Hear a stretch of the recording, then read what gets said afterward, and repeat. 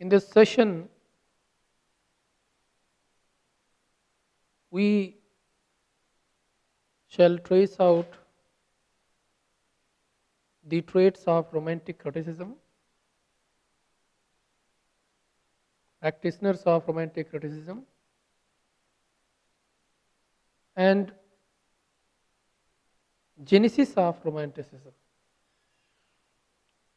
both in literature and in criticism.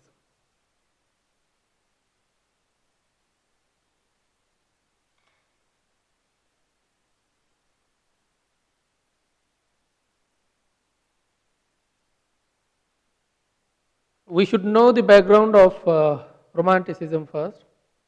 English romantic literature was emerged in reaction to what literary historian called new classicism. This is a fact. The new classicism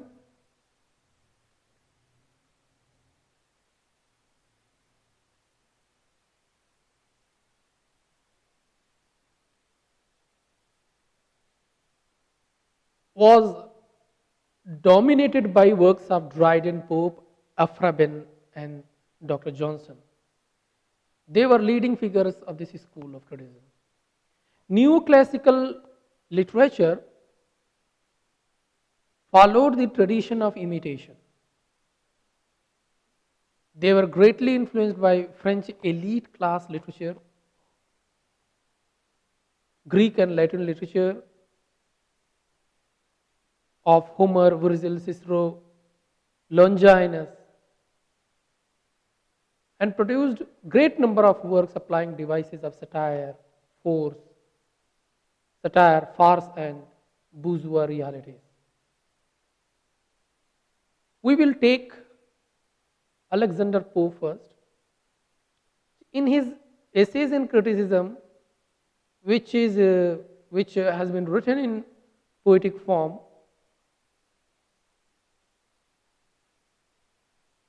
appreciated the greatest classics like Homer, Dionysius of Halicarnassus, and the Roman authors of the first century, Petronius and Quintilian, as well as Longinus, the first century Greek author of On the Sublime, who is known as the first romantic by Scott James, as he has chapterized in name of Longinus.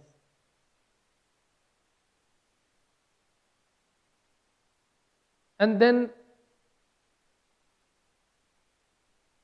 there is an eminent figure in the history of English literature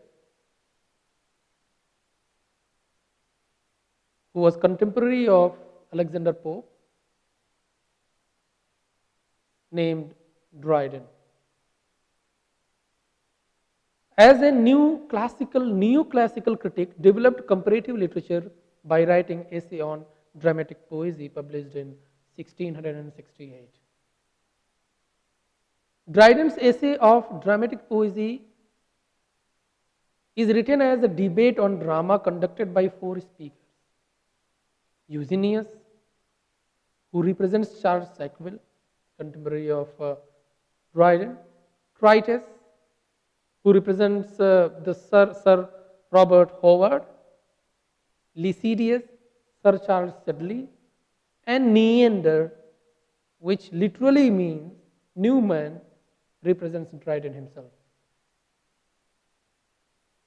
All of them are shown as participants in a debate over the nature of drama and assessment of originality of English drama. In this book of criticism, Dryden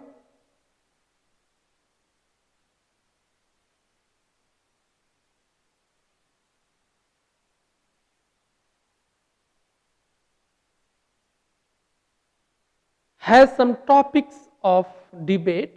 They are remarking a distinction, remarking and marking both.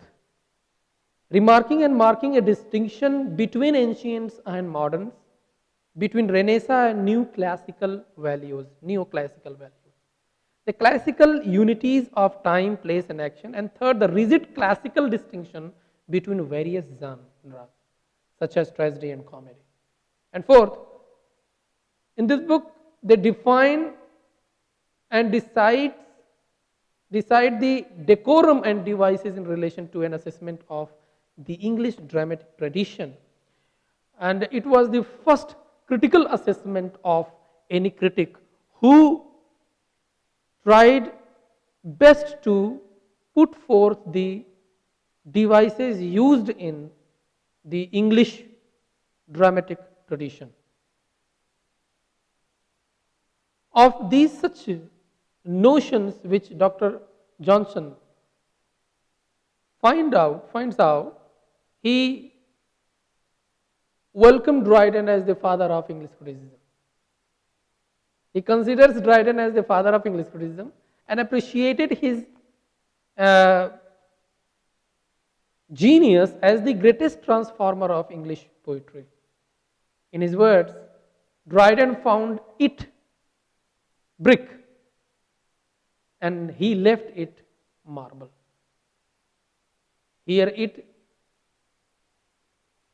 stands for English poetry.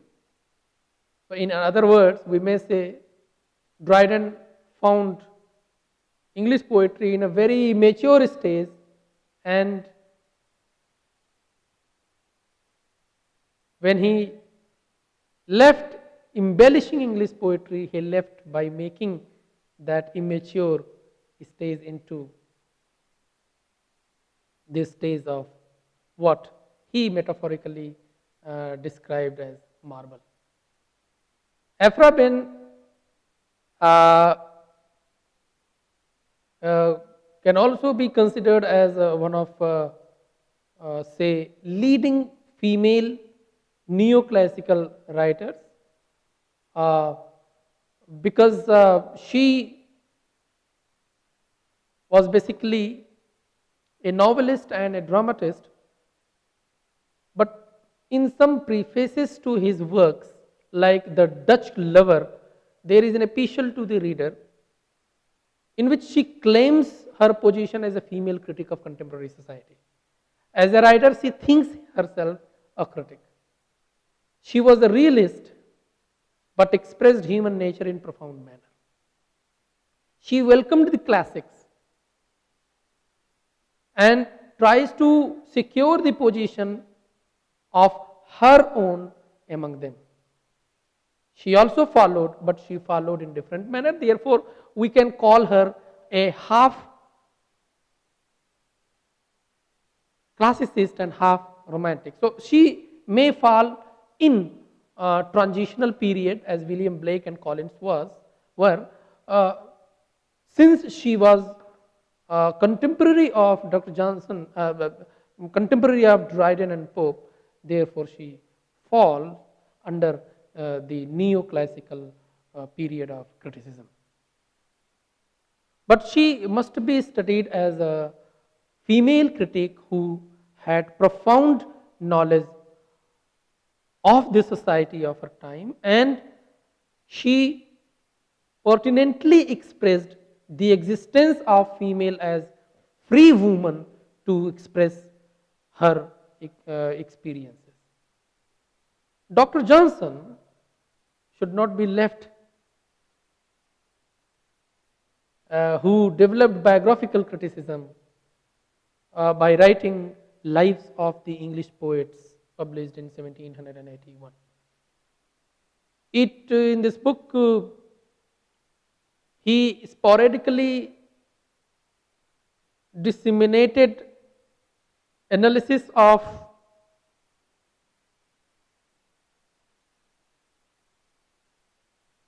two or more than two poets at a time. That is why one may, and whenever he criticizes or reads a work of art, he reads with special references to biographical strains of the author. And therefore, in the history of literary criticism, he is known as a propounder of biographical, English biographical criticism.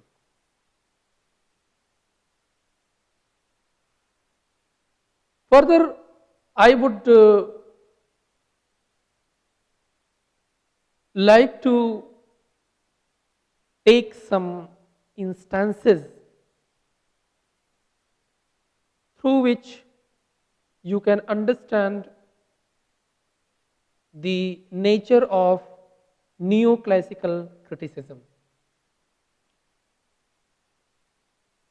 But I think it cannot be possible without taking instances from works of Dr. Johnson, who after Dryden did great deal of critical instances in relation to devices of composition and biographical notions of the author.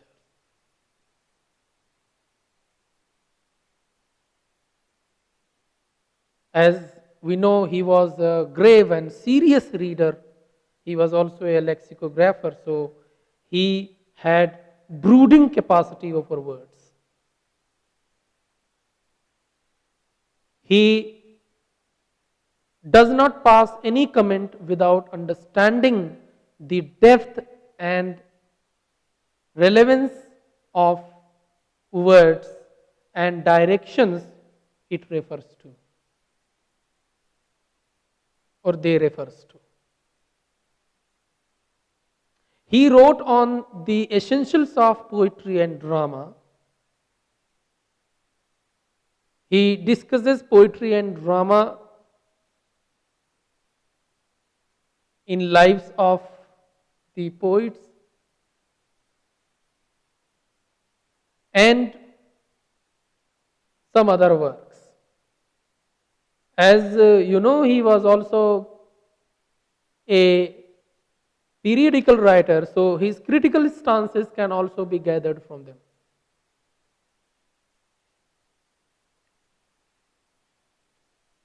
He, as Dryden was of his time and T.S. Eliot was of his time and Derrida of his time,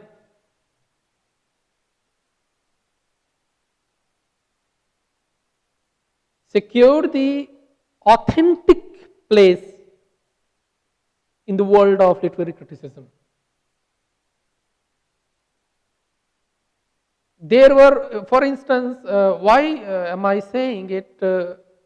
I can reply by recalling some instances how he defended Shakespeare and Dryden both from the censorship of other critics who attacked Shakespeare and Dryden with their idea of three unities and genre-specific ideologies. He defied Shakespearean censors, related his idea to dramatic unity and quasi-comic effects of drama, and defended quasi-comedy, conceptualizing his leitmotif, all pleasure consists in variety. And only this criticizes what he called nature. The word nature within single quote, I have marked it because wanted to draw your attention toward this word in connection to neoclassicism. Neoclassicism. That nature in neoclassical sense, or in Dryden, Pope and Johnson's sense, it is identical to the reason.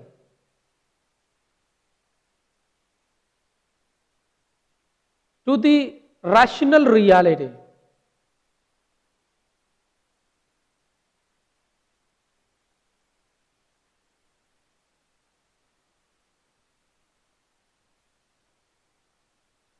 It is, they think unlike romantic things,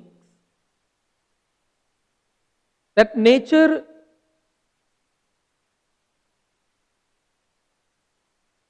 is a rational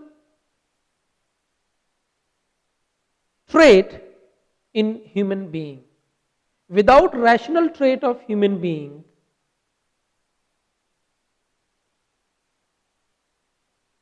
no one can be a poet of wit. Pope has also told it in his essays in criticism. Dryden has also secured it. And of course, Dr. Johnson was a very rational and reasonable man. He thought of nature as the gift of man's rationality. And on the basis of this ration, he defended Shakespearean genius and conceptualized that tragicomedy, which has been the cause of his censorship, means the censorship of Shakespeare.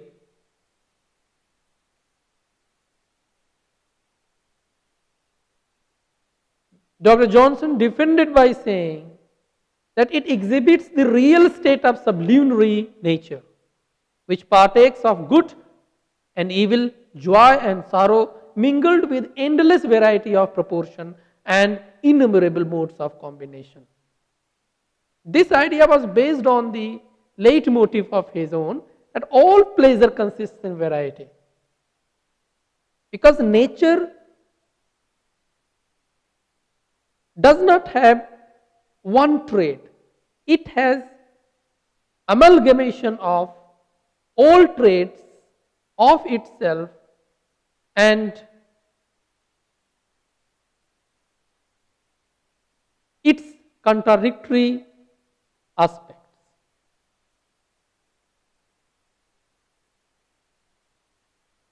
In this connection, I would like to quote Mr. Habib Mar's remark.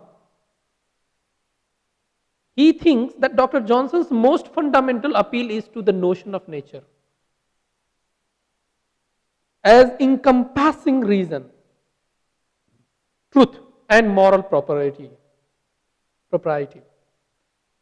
He considers various genres and styles of poetry, the nature of imitation, the problems of translation, the classical rules of art, the duties of literary criticism.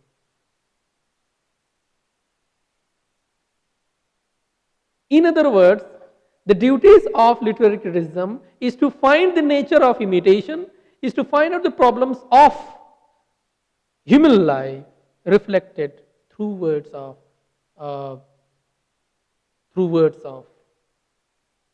literary author. Why literature is uncommon? Dr. Johnson pays attention on it.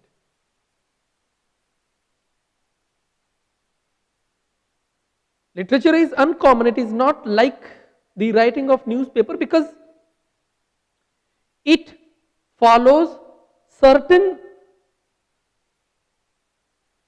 notions of nature,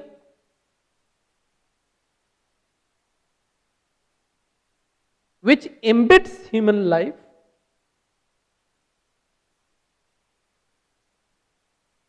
which is the composition of sweet and sorrow and all other contradictory experiences of being, living being.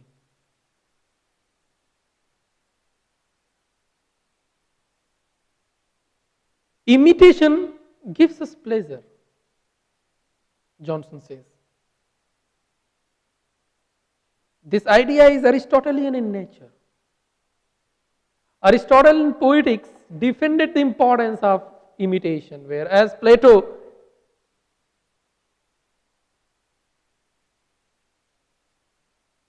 calls it the cause of human fall.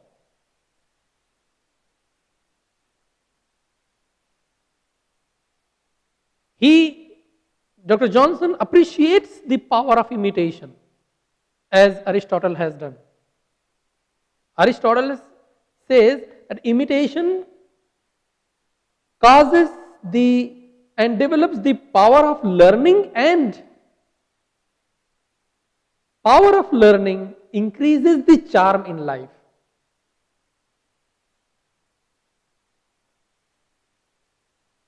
Why imitation is important? Why it is giving pleasure to reader or audience? Because it imitates or represents or mirrors the actual life of human being. So Dr. Johnson thinks imitation gives us pleasure not because they are mistaken for reality, but because they bring realities to mind.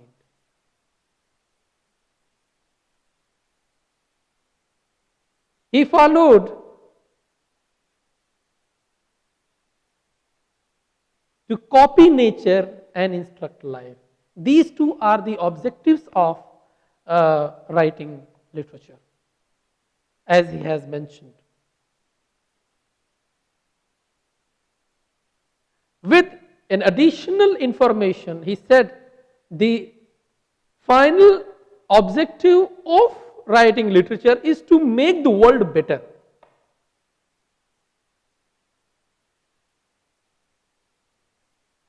How a literature instruct?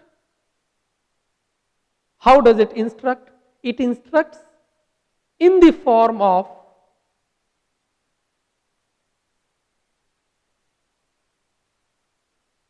improving the social order or world order.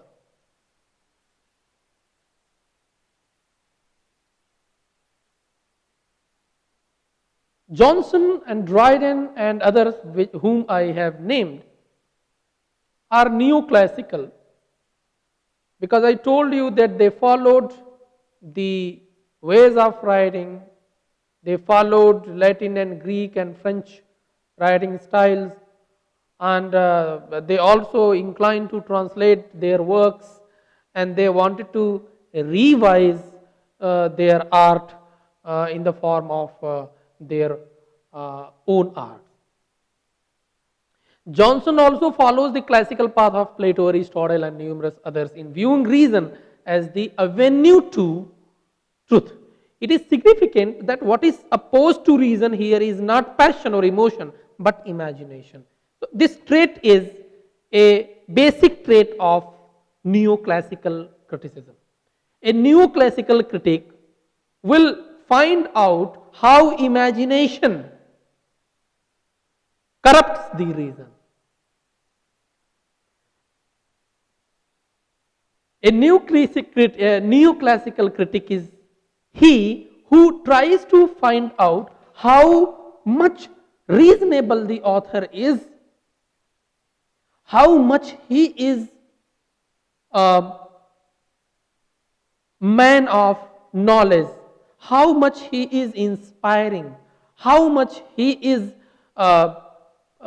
giving in nature to reader the path of God, divinity, ideality, ethics, morality, and how a text or a work of art gives way to common people to live rationally. These are the jobs of neoclassical critic. Neoclassical critics believe that imagination creates the power of reason and truth.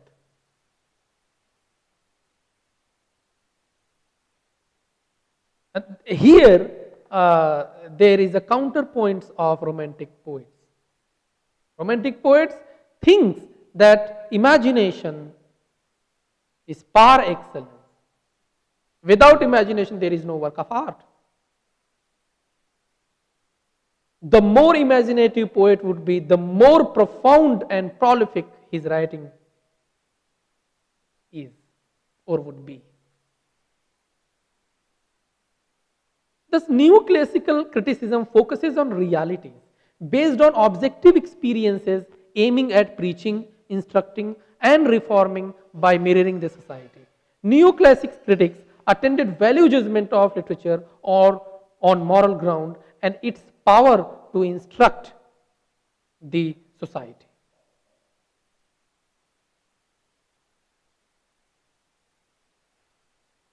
The next point which I will take is about Johnson's views on poetry, which encapsulates the objectives of neoclassical criticism. This will also reflect the nature of neoclassical criticism of 18th century England. In his fictional work, so far we discussed the idea of Johnson on imitation and form of poetry. In his History of Rasselas, which was published in 1759, he expresses through one of his characters called Imlak. Remember, the name of character is Imlak, who has certain central insights into the nature of poetry, which may be considered as the neoclassical principles of criticism. So, Dr. Johnson tries his best to put or to make Imlak his mouthpiece,